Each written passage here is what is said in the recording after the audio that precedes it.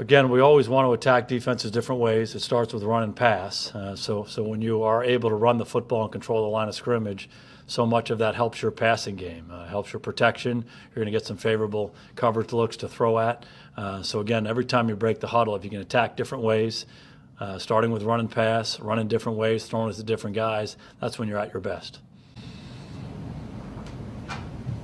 Ryan Switzer is obviously making a bigger impact on special teams as the units coalesce and coming together blocking. What does he need to do next to have more of an impact on offense? I think he's done a good job in the role that we've given him up to this point. You know, we have some other guys on offense who we like to get the ball to, and you know, there are only so many plays in a game, and particularly when you're running the ball the way we like to run it, there aren't that many opportunities in the passing game for those guys who are actually playing. I think about Dez Bryant and Terrence Williams and Cole Beasley outside and Jason Witten and Hannah and Swaim as tight ends. You like to get the ball to your back. So, you know, those guys have done a good job, he and Noah Brown, in the roles we've given them, take advantage of their opportunities, and we have a lot of confidence in them to do whatever we're asking them to do.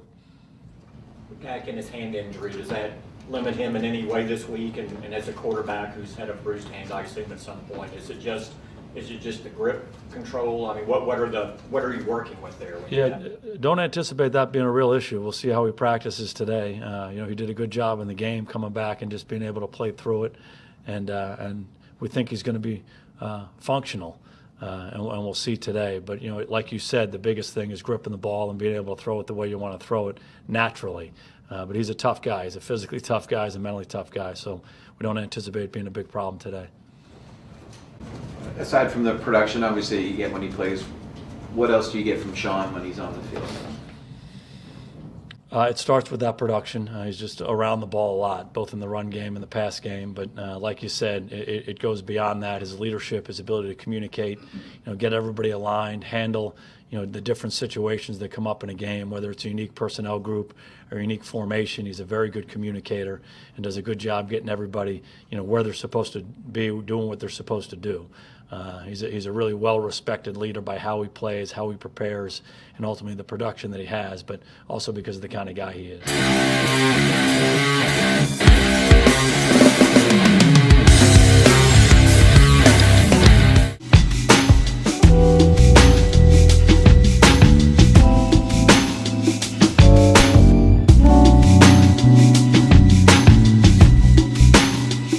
Hey Cowboys fans, welcome into the Cowboys Report. I am Brett, that is Tom. Cowboys coming off a win this week, Tom, and the Giants are up next. Yeah, so that should be 2 straight wins because the Giants are awful this year. Giants are awful. We're going to get into our Cowboys-Giants preview later on in the show. We're going to talk Ring of Honor. Mm-hmm. Tom, you've got a rant for us. I am not just happy a preview. I am not happy with the way the Cowboys are using their secondary pieces. I hope it gets some comments flowing. Can't wait to hear that rant. And of course, we're going to talk about playoffs. Let's get into the Ring of Honor to start off our show. We're going to start at number 10, the top Cowboys of the 2017 season. We start on the offensive line with Tyron Smith. Look, ever since Tyron Smith has returned from his injury, he's been more like the Tyron we're used to seeing, and thankfully we don't have to watch Chaz Green and Byron Bell play anymore. Yeah, it's a huge thing. Obviously, Tyron Smith means a lot to that offensive line. The chemistry of that offensive line looked like it was back in shape last week against the Redskins as they got that run offense going once again. Let's go to number 9 on our list, and it's Jason Witten, the Hall of Fame tight end. He's had a pretty decent season. And he's been Jason Witten. Like, I think it's kind of the way of putting him. He's older Jason Witten. He's not quite the athlete he used to be. He still finds a way to get open. Like, that's not a sexy route, but it worked.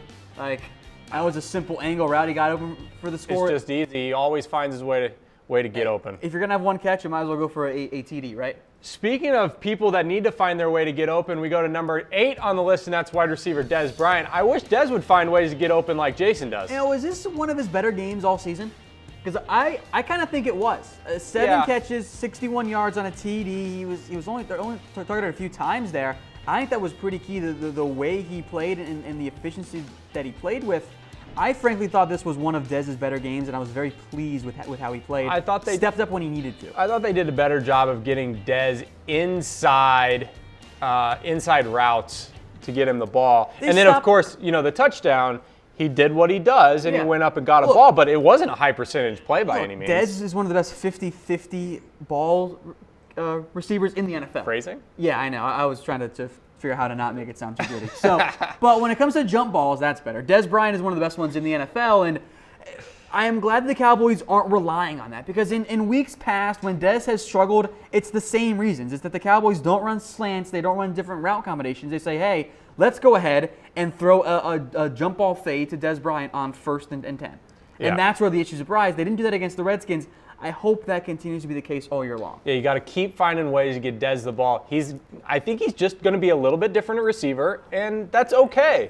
And that's because Dak Prescott is a different type of quarterback. Exactly. The offense is a different type of offense. It's totally different, and Dez is not going to be the 10-catch, 120-yard, 1 TD guy that he's been in the past. Now, I think this is going to be more along the lines of a solid Dez game. 5 for 61. There will be games when he has 100 yards and when he has, almost 10 catches and maybe even 2 scores. But that's not Dez Bryant anymore. And I think the best example of this is the back shoulder fade.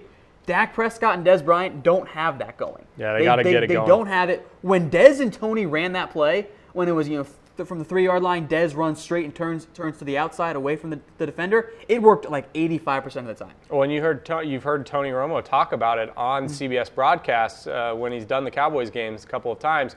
He's talked specifically about that back shoulder route and getting Dez the ball in that way, shape, and form. And Dak's issue is he doesn't throw it to the back shoulder into that front pylon. He tends to throw it over the top to the back pylon, and that's not as efficient as the one with Dez. That's going to take more time and more reps and more chemistry. We're moving along on the Ring of Honor. The top Cowboys of the 2017 season. The Cowboys only 6-6, and possibly a reason why is because the quarterback's sitting at number 7, Dak Prescott. Yeah, I'm not really sure what to make of the Cowboys and the way Dak Prescott is playing. Now, I wasn't sure where to put it. Yeah. I kind of went with 7, and in the end, I wasn't super confident with that because he has not been the same without Ezekiel Elliott. We said he was going to throw more interceptions. I didn't think we were going to see the awful string of play we saw in the 3 games before the Redskins matchup. Yeah, he was better against the Redskins, but efficiently, no. 11 of 22, 102 yards. He didn't have to do that much in that game. The Redskins kind of did it for him with all of their turnovers, but Dak's got to pick it up. I want to see improvement again this week against the Giants before, you get Zeke back. All right, let's move along. Number 6 is the center, Travis Frederick. We're going to get to some offensive linemen here because the skill position guys like Dak have kind of tumbled down the list, at least in terms of way they've played as of late. Travis Frederick continues to be, Travis Frederick, a Pro Bowl caliber center, and probably there's an argument that he should actually be in the top 5.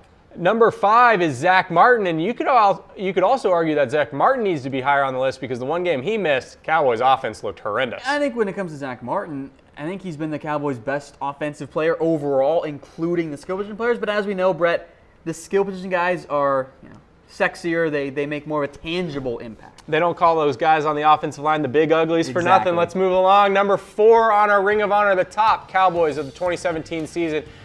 Well, the Cowboys haven't been playing with him, though, and Ezekiel Elliott. Cowboys 1-3 without Zeke. Yeah, I don't really know where to put Zeke, and it's kind of in the same boat as Dak Prescott, but also Sean Lee. And we didn't drop Sean Lee when he missed time, and hint, we're not going to drop Sean Lee. So I figured, 4 sounds about right for Zeke. I think it's been proven he's the most important part of this Cowboys This offense. is like when Clemson loses to Syracuse without Kelly Bryant. They Kelly just don't Bryant lose. played most of that game, but okay. Number 4 on our Ring of Honor is Ezekiel Elliott. Cowboys still have 2 more games to go without him. They'll get him back for the Seahawks game, Week 16. Hopefully he's in shape and ready to go. I'm well, very he's been in Europe or wherever he is, so shape could be a problem. Number 3 on the Ring of Honor this year is David Irving. Imagine if he had played all 16 games. This hit that he had on Kirk Cousins, I loved it. I was in the office with Cam and Mitch for this one, and I just gave out one of those loud booms, and they looked up at me like, what just happened? Well, for those of you that don't know, I was in Cabo last week, and I did have NBC for this game. This hit, awesome. This hit was absolutely incredible. I loved this because I was watching this with me and my girlfriend and her family, and we all went, oh shit. That hit was incredible. I loved it. Tom, now we have to put the E on the podcast. Yeah, you're welcome. You're welcome. So Tom, you said you were in Cabo, which I was somewhat jealous about that. Yeah, that's cool, nice. But did you have internet? The internet was kind of weird. I was at a resort where I had to pay extra per device, so I only had it on my laptop and not my phone. So no wonder you weren't responding to me very often. Yeah, I would respond to you in the mornings or at night. It's kind of so Tom, you were staying at this nice fancy resort that doesn't really have internet. Yeah. Yeah, that's brutal. Yeah, it was kind of rough. But they did have cable. You know what's not rough, though? Yeah. The Guild. And that's why you need to stay with the Guild. StayGuild.com. Use the promo code ChatSports for 15% off your next stay. I'm smiling. You're so proud of I yourself kind of for nailed this that transition. transition. Yeah, it was really money. good. So the Guild, they're going to give you internet, Yeah. unlike these fancy resorts in Mexico that aren't fancy at all. It's Austin's best residential buildings. Mm-hmm. You got a virtual concierge. It's going to hook you up. 6th Street. You want to know the best restaurant and bars? They got you. Visit StayGuild.com. Use the promo code ChatSports for 15% off your next stay in Austin. They've got new locations opening up in Miami, Nashville, and here in Dallas in 2018. I'll tell you what, it's going to be a heck of a lot cheaper than Cabo, too. That's right. Let's keep moving on in terms of our Cowboys Ring of Honor, the top Cowboys of the 2017 season. Number 2 is Sean Lee. With Sean Lee, my main concern here about Sean Lee is that it's the health. The health has always been the issue for Lee. And when he's on the field, he is the best Cowboys defensive player, at least the most important one. It's a total 180 in terms of what we see with the way the defense plays. So he's been great when on the field, but I'm still at the same point, Brett, where I've been for the past few weeks. Do I drop him? Or do we move him up because he's still valuable? I don't really know what to make of him with the Ring of Honor. We had a little bit of faux pas with the graphic with it saying panic meter, but essentially Still when fits. Sean Lee is not on the field, it's total panic meter for the Cowboys, panic meter level 10. Question in from Dustin Miller. Appreciate the comment, Dustin. Is Sean Lee going to play this week? I think he's going to play. He was practicing a little bit. You're saying there's a chance? I'm saying there's a better than that actual chance. Okay. Than that chance that you're referencing there. So if I have to take a guess, yes, I think he does play. Is this the game to push him, though? Well, I think if they were going to push him, it was going to be last week. Yeah. I think they've been very cautious this time with Sean Lee because he's battled this hamstring issue really all year. I mean, from the preseason to now, it's always been kind of lurking there. So with Sean Lee, I think he's going to be able to play, and hopefully he does. I think the bright side is, Brett, if he can't play, it's the Giants. So they should be okay. Yeah, that's why if he's not 100%, why push it? Yeah. I mean, because you He's need him down practicing. the stretch. If you can get this game won, then you're looking at the stretch run, and if you have Sean Lee healthy, ready to go for that stretch run, you're giving yourself a chance to go to win out and get to that 10-6 mark, which you might need to make the playoffs. Let's go ahead to number 1 on the Ring of Honor so far this season. That's Demarcus Lawrence. Duh. I mean, it's kind of easy, right? Like, Yeah. there's really, I don't even think there's an argument for anyone else. With the way that Demarcus Lawrence has played this year, he's at 13.5 sacks. He leads the NFL in sacks. Look, he is going to be a Defensive Player of the Year candidate, which is a little weird because the Cowboys' defense, as we know, hasn't been that great, but it's still been really, really good. With Demarcus Lawrence, it's an obvious number 1 selection. And it's kind of the point, actually, Brett, where because of the way the Cowboys have been a little iffy at times this year, I've looked ahead a little bit to the offseason, and the future of Demarcus Lawrence kind of concerns me because he is going to be a free agent. The Cowboys have to bring him back, and it's not going to be cheap. And the Cowboys don't have a ton of money out there to spend. They do have some, and they can afford Demarcus Lawrence. They can probably afford to bring back Anthony Hitchens and go ahead and extend David Irving as well. But it's not going to be the Jacksonville Jaguars offseason spending spree. But Demarcus Lawrence for the Ring of Honor, easy number 1 selection. Yeah, what a year he's had, and with Sean Lee out part of the year, him having this big year has really helped that defense just kind of stay around. Mm-hmm. Yeah. If the Cowboys didn't have Demarcus Lawrence, I think the pass rush in general would be a total disaster, especially what would have happened without David Irving for those first 4 games. He stepped up those first 4 games. I mean, what pass rush would there have been? Charles Tapper, 1 sack, Taco Charlton, Tyrone Crawford. It was bad. Is Taco even on the team? He's still on the team, yeah. You haven't seen much out of the first-round draft pick this year. Cowboys have been doing pretty well at the draft, but Taco, we're not going to call him a bust just yet, but he's got to get himself on the field more and more as we go. Reaction poll time, we've got one for you. So that's nice. He's got 2 this year. Who's your top Cowboy of the 2017 season? Demarcus Lawrence, Sean Lee. I threw in Dak Prescott. I don't think you can throw Ezekiel Elliott in this because of the suspension. And then give us another with that like button. Go ahead and throw in some comments, too, if you've got that other button. I'm seeing one from Sean Christopher. Number 1 is Tony Romo because we miss him so badly, LOL. I'm not LOLing about this, Sean. I will forever miss Tony, but Dak's the quarterback, so I choose to not think too much about Tony. Yeah, I think it's time to move on. Tony hasn't been the quarterback for 2 years now. Look, girlfriend left you. She's happy with her in her current relationship. It's time to move on and focus on your current one. That sounds good to me. Dak Prescott, still one of the best quarterbacks in the league, even though he has struggled the last couple of games. All right, Tom, we're going to transition here. I'm going to give you an opportunity to talk about the Cowboys secondary and why you're so mad. Yeah, I'm really upset because I watched the Cowboys-Redskins game, and then I went back and watched it again because we had the full week off, and I was watching, and I kept getting angrier and angrier. And here's why. We're going to look now at the snap counts for the Cowboys secondary. Brett, the first thing here, what's wrong with this? This is the first page of 2 pages here. What's wrong with this first page here? Do you want my sarcastic answer, or do you want me to give you the real answer? Give me both. I don't see something wrong with it. I hate you. Okay. And then the obvious that Tom is going to mention here is the fact that Jeff Heath leads the secondary in snaps. What the hell, Brett? Like, why is Jeff Heath getting the most snaps of any Cowboys secondary? I know that Orlando Scandrick got hurt, and that's an issue there. The Cowboys right now with their secondary, it is the classic example of 1 step forward and 2 steps back. We'll start with Jeff Heath. Yeah. He had an interception, He had an interception. He did. And I'm not saying that you never let Jeff Heath play again, because I do think Jeff Heath can be a valuable member of this team, especially on special teams. He can be a part-time player at safety. But why on earth is Jeff Heath out-snapping Byron Jones?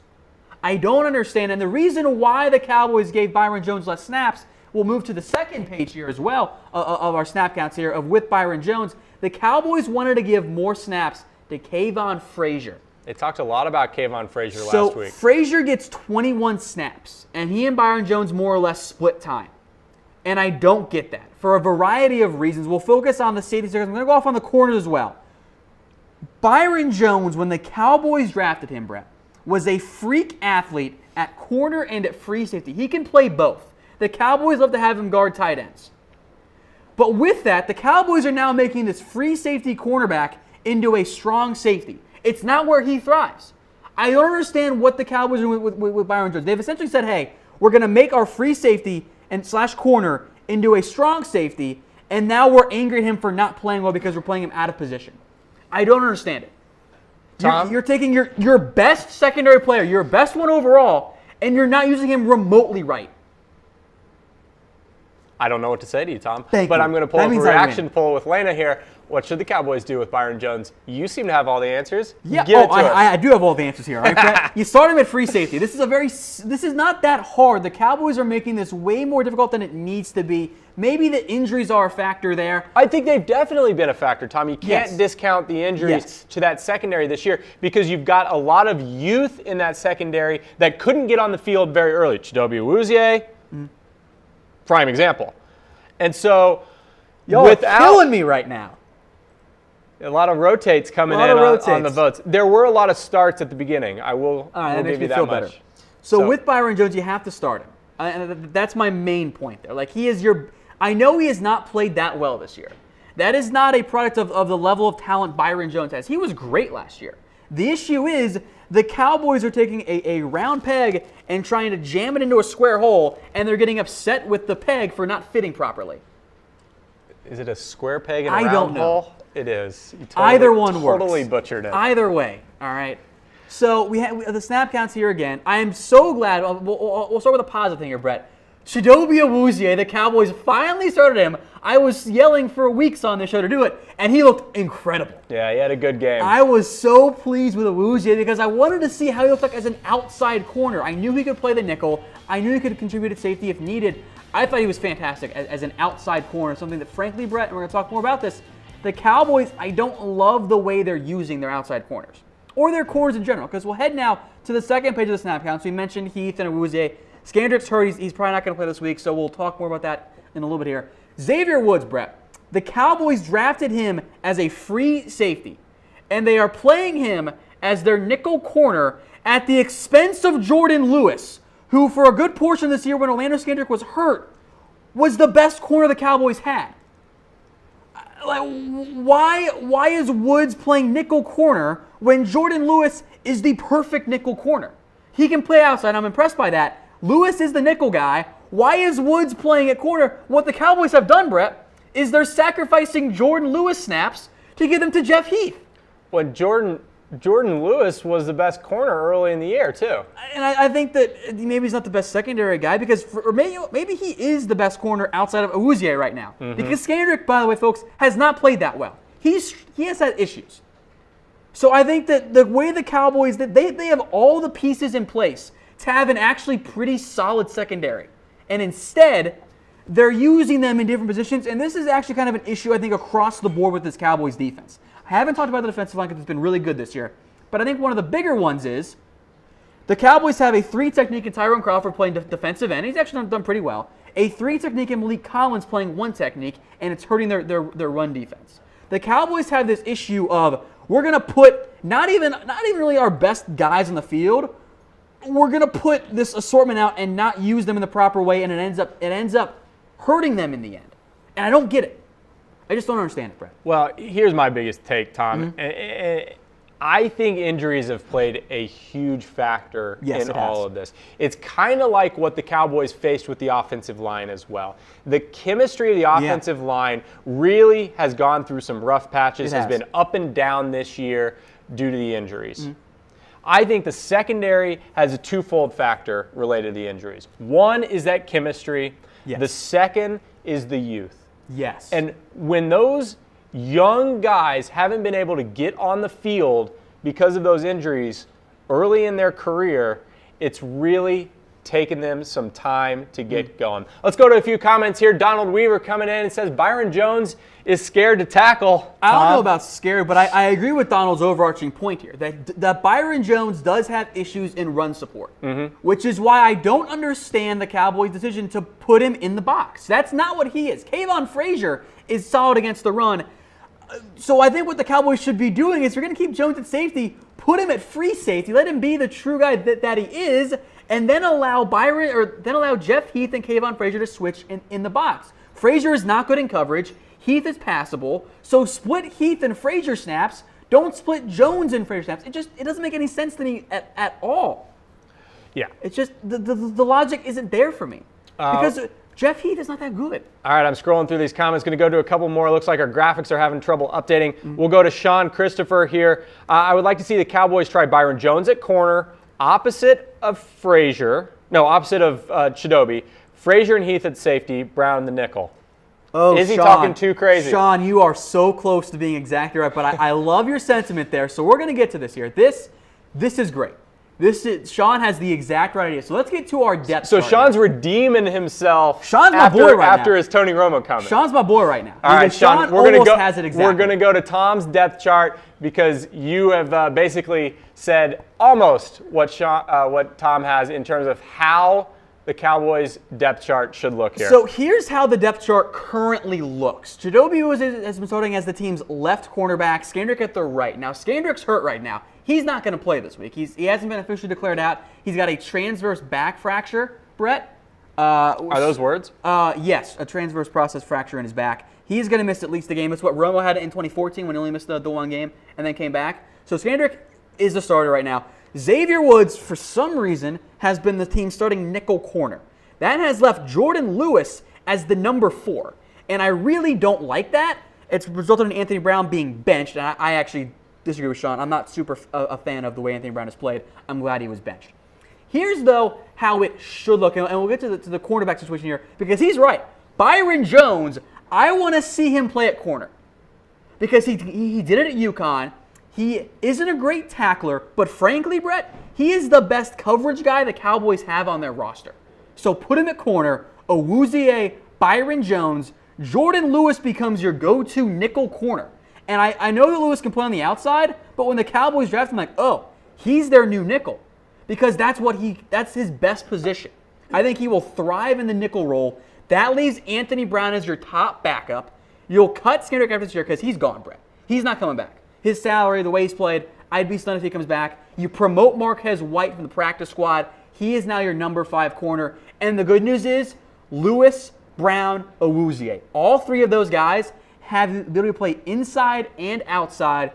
Awuzie can play some safety, so can Byron Jones. So if there's a week, for example, Brett, that you're playing the Redskins and you want Byron Jones to cover the tight end, you can do that. You can promote Lewis into the other starter, Brown is the nickel, and you can have a different type of look. But I want to see Byron Jones become a true cornerback like I thought he was going to be when they took him out of UConn. And he gives them the size they don't really have right now. I think this is a really critical offseason component to that defense. Cowboys blew it up more or less last year, not willing to pay up to keep Church and why am I blanking right now? J.J. Wilcox. No.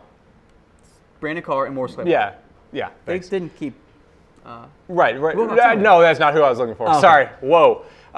And so definitely something to look for as we move into the offseason. But it certainly matters here for the last 5 games as well. Look, in the end, Byron Jones is 6 foot, 205 pounds. He is built like a corner, not a strong safety like the Cowboys are currently playing him. And right now, the Cowboys are having Jeff Heath be the only guy at free safety, and they're having Byron Jones and Kayvon Frazier split time at strong safety. Now, Jones has been getting most of that here, and we'll get that graphic up for you guys. I don't think it's the proper usage of the team's talent. I don't mind Frazier playing in the box. I think he's a pretty good early career Barry Church type, where he wasn't that good in coverage and he was better in the run. You don't want him in pass coverage because he's going to get destroyed. So let's, instead of having Jeff Heath be your free safety, let's get Xavier Woods back from cornerback where he's playing out of position and doing pretty well. Let's make him your free safety like you drafted him to be, and let's split Jeff Heath and Kayvon Frazier, or you can even draft another safety early in the draft this year. I think that this, with the way it's set up right now, if you do it like this, you're maximizing your talent, you're putting your players in the best position to succeed, and you don't have to add any more players. And you can focus on other positions, be it the offensive line or at linebacker or even or at receiver, wherever. And this allows you to get the most out of your talent by putting them in the correct positions. Because they're not doing that right now, and it upsets me, Brett. All right, ladies and gentlemen, that is Tom Downey's rant.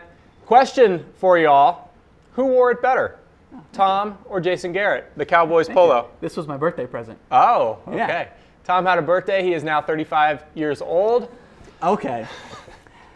First off, let's subtract 10. Let's take a look at the playoff picture. You don't get a chance. What? No.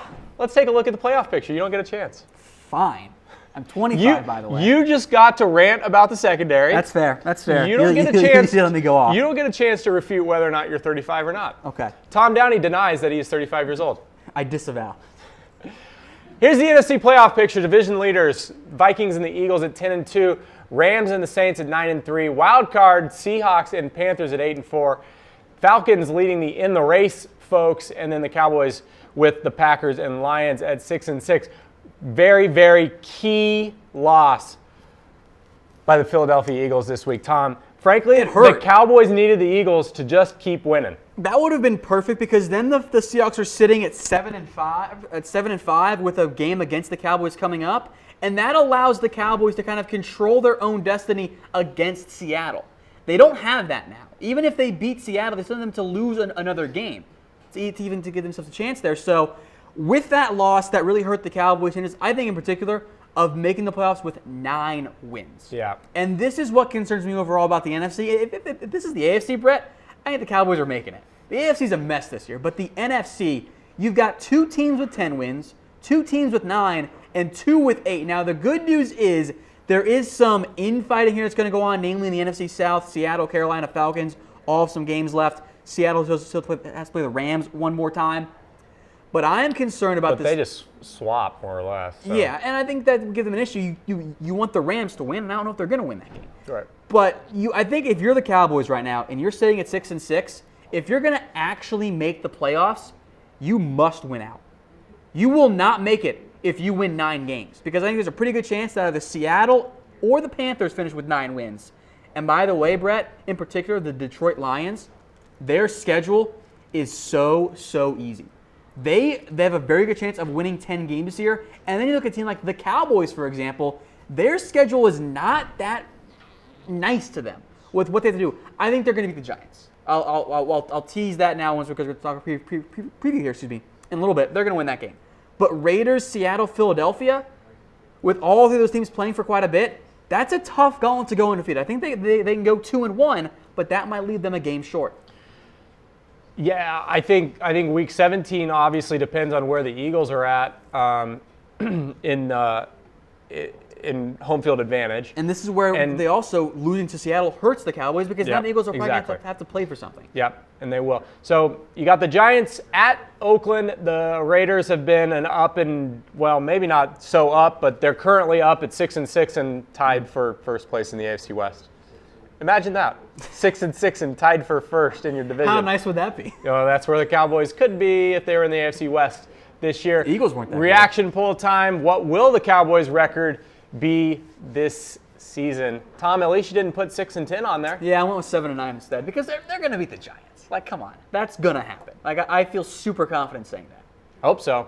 Gives a heart for 10-6, wow face for 9-7, laughy face for 8-8, and an angry face for 7-9. Cowboys likely need to win out to make the playoffs, so that 10-6 mark in the NFC is probably going to be that last wild card slot, just the way things have shook out so far this season. I'm seeing some hearts and some wow faces, so people are feeling optimistic. Just a reminder, today's Cowboys Report is sponsored by the Guild.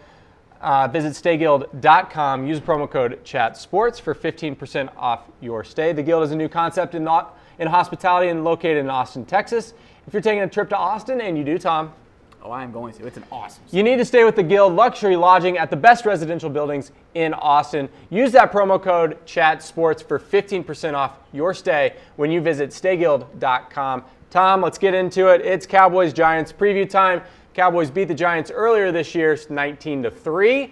Giants have been absolutely terrible since. Yeah. The Cowboys benched Eli Manning last week. He will be back for this game, however. This is a very different game than I thought it was going to be when the year began. I'm like, oh, man, this is going to have playoff implications. Now it's like, well, has playoff implications for the Cowboys and whether or not the Giants will get the number 1 overall pick in the draft. Look, I'm just going to throw it out there, though. Could be a trap game. We're going to get to our score predictions, and I will tease this for you guys right now. Brett and mine's roles have switched. It's different this week, and I don't know whether happy, surprised, the mix of emotions, maybe just surprised in the end. Yeah, I mean, the Giants fired Ben McAdoo this week, finally. About time. They're going to rally behind Eli Manning, and they get to play the Cowboys at home. I think the Giants have something to play for this week, so Cowboys better show up ready to go. Let's take a look at the injury report. Sean Lee, Orlando Scandrick, David Irving, Lyle Collins, Tom, everybody but Scandrick going to play? Well, I don't know. Justin Durant's also questionable with concussion, but he's not a big deal, so we just kind of left him out. That Dak Prescott, by the way, with his bruised hand, which looked kind of gross, by the way, is going to be fine. Sean Lee, I think he does end up playing. David Irving, that concussion, I don't know if he'll play. I think there's some serious concern there with the surprise concussion is what I'll call it because we didn't really know about it until well after the game. La'el Collins played last week. He played through that back injury, but this is the type of injury that it gets better as the week goes on. He plays through it on Sunday, and he wakes up on Monday, and it's like, oh, man, that does not feel good, and it's got to get healthy again. So even though he played last week, there's no guarantee he's going to be good to go this week. Quick comment from Jeff Johnson saying, stop it. They are playing for that number 2 pick. Yeah, Jeff gets it. I just don't believe teams tank like they don't. Like they fans should. we do. So let's take a look at the Giants injury report. Look, Eli Apple is questionable, and that might actually be a bad thing for the Cowboys because he's been awful this year. They might actually want him out on the field because you laugh, he's been horrific. Yeah. And his play has actually been a big reason why the Giants and Ben McAdoo kind of lost the locker room because McAdoo was stubborn and he was playing him over Janoris Jenkins or over Dominic Rodgers-Cromartie. So Apple's had some issues this year, but he's a little hit and miss. He has the upside. I think they're going to try and get him to play. Jonathan Casillas was the team's captain on defense.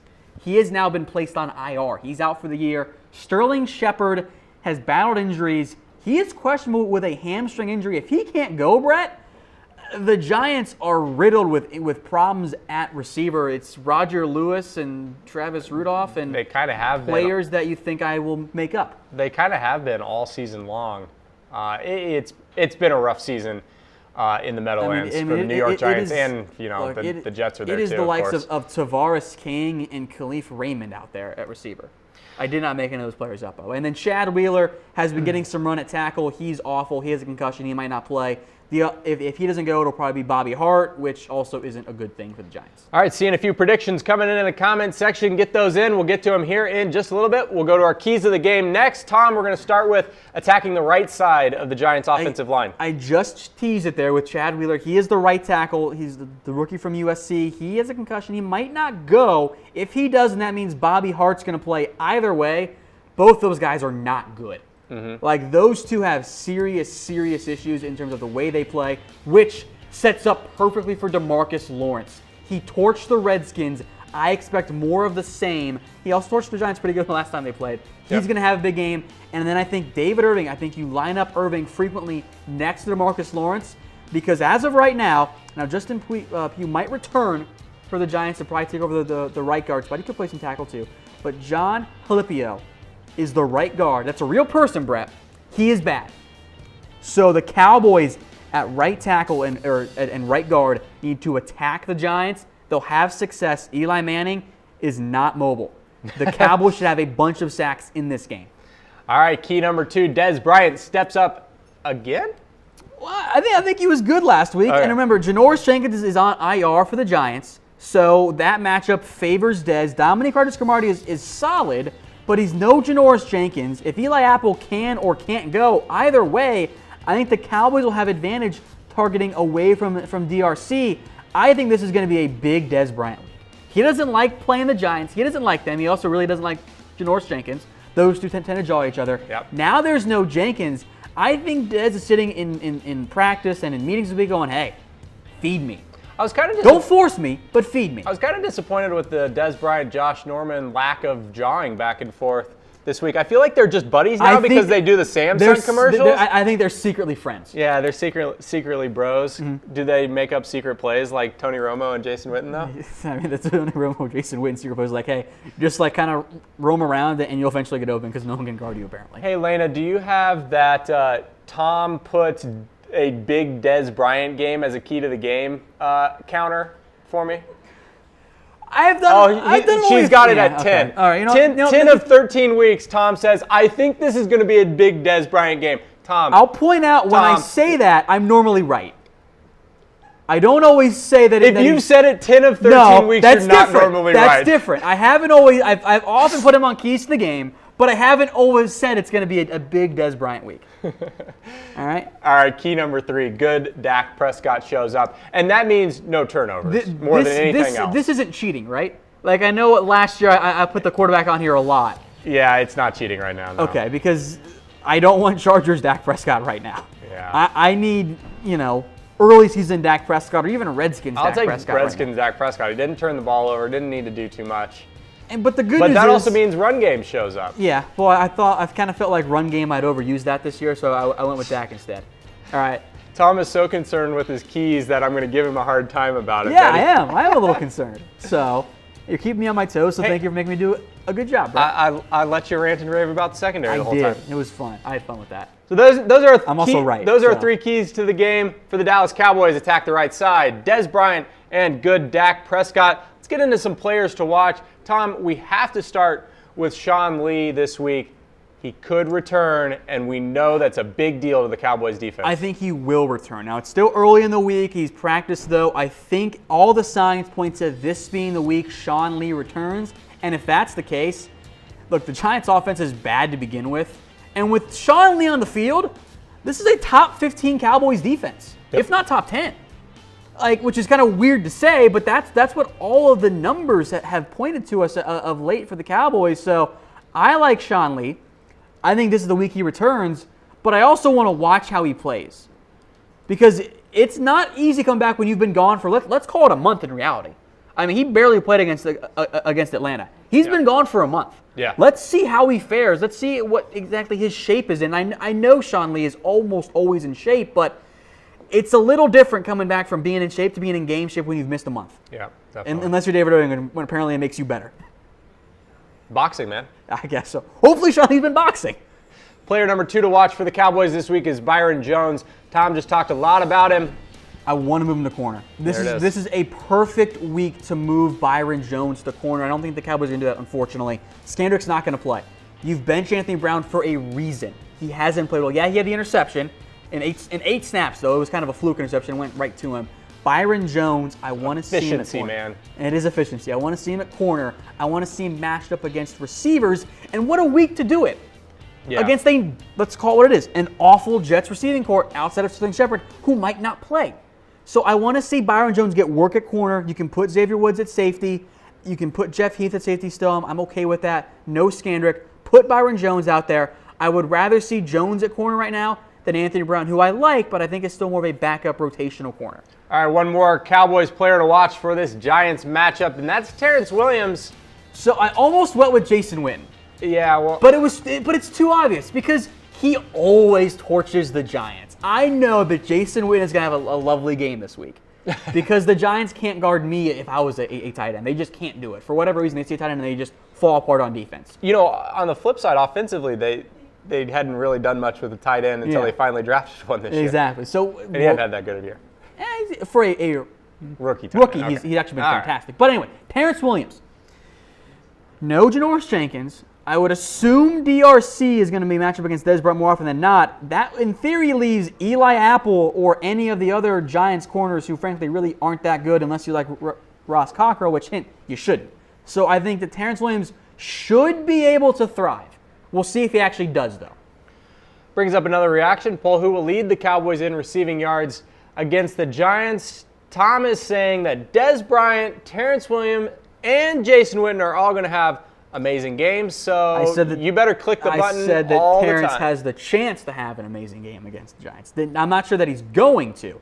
I will say that Jason Witten is going to have a good game because Giants, tight ends, they just can't do it. I will say this, though, about Dez. I think this is a Dez Bryant week. So I will throw up the heart. I'm not doing this just because I have Dez Bryant on my fantasy team, Brett. But I think that this is going to be a good week for Dez Bryant. Maybe not 100 yards. Maybe he didn't finally crack that barrier. He should have a good game.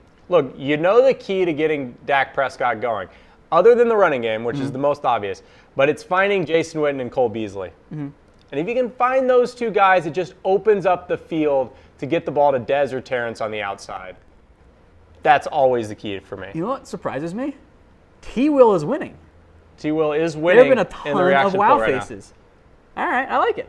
Okay. All right, it makes me feel better about my mention of it. There it is. Let's get to score predictions. Get your comments in. I've seen a few come in already. Let's start with some of those comments, Tom. Let's see, Lena, who are we going to start with? All right, let's start with John, 28-10, them boys. I like it. We'll go down to Matthew, 38-17. Reggie's got 24-13. Okaro? Yeah. Sounds right. 38-17. Matthew, 38-17. Common pick this week, I guess. 38-17. Yeah, how about that? John, I think we had John there, 28-10. One more there at the bottom is Sean, 24-20. You, me, you. How about you first, Brett? All right, what did I put? This is a different week for us, where normally I am the one who is, I don't want to say negative Nancy, but I will say, or maybe pessimistic, but I have to consider myself a realist, where I put the scores closer. Yeah. You always pick the Cowboys except for one game since we've been doing this show. Yeah. And they did lose that game. We all picked the Eagles, yeah. That one was just, that one was set up for it. Had to be done. All right, I'm going Cowboys 20-10 this week. It's still a division rivalry. Cowboys-Giants always seem to play pretty close games. I'm just not convinced Cowboys are going to blow them out. Brett, I do think the Cowboys are going to blow them out because I think, cool. Eli Manning's back, and that's awesome for the Giants. It's great for Eli. It's great for the fan base. Here's the thing with Eli Manning, though. He's not that good, especially now. He's over the hill. Honestly, he's probably a bad NFL quarterback right now. So Cowboys win 27-6. The Giants have nothing going on offense. They have to either get 2 field goals or in Giants fashion, they miss the extra point. They have nothing going on offense. The defense plays great. Sean Lee comes back. Alfred Morris has a good day on the ground. Opens up things for Dak Prescott. Dez Bryant gets a TD. Jason Witten maybe gets a TD as well. Cowboys win, and it's a pretty easy You one. get a TD, you get a TD, you get a TD. Call me Oprah, baby. Everyone gets a TD. Yeah, but you know who else thinks that it's going to be a blowout? And that's producer Lena. She's going big Cowboys as well. That's going to do it for this week's Cowboys Report. you know what you guys need to do, though?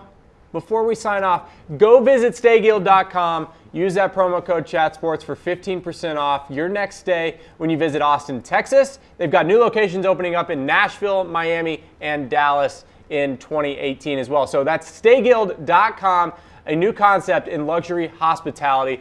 The best residential buildings in Austin. It's kind of like a luxury Airbnb. Comes with a virtual concierge. Makes me feel all fancy. Because you like to feel fancy. Yes, I do. For Tom, I am Brett. That's this week's Cowboys Report. Tom? Stay classy out there. There it is.